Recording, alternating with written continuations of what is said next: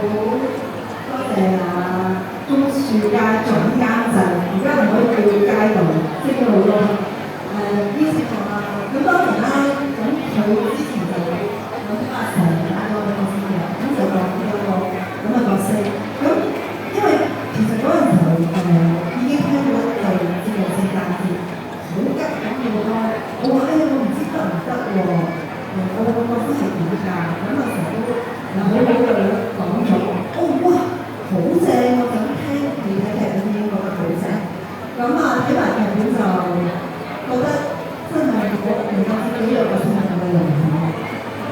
有頭先人咧就睇咗之後話，我覺得角色咧好虐心啊，聽到佢大家咧好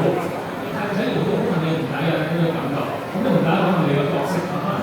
演出嘅時候有咩可以分享啊？因為一嚟就個仔死咗，咁其實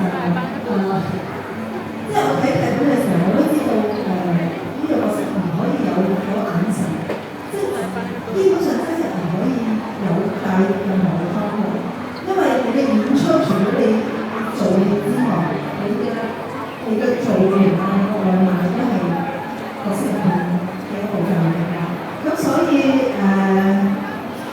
即係我自己去做嘅時候，我就好好嘅事。我識嘅時候，即係我有少少諗翻，如果我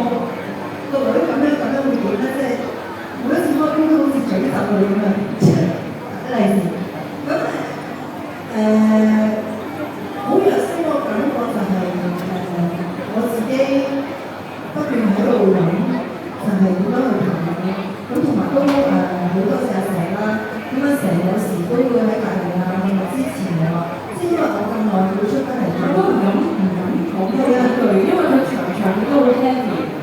咁所以我都唔敢影響佢情緒，但係我又好想同佢傾偈，我都忍住。即係大家係因為佢有好多句話，咁我哋有時真係大家一個眼神，佢知道我哋培養情緒嘅時候，咁佢就慢慢咁樣喺旁邊睇住我，睇下我有冇求救嘅信息先，我冇咁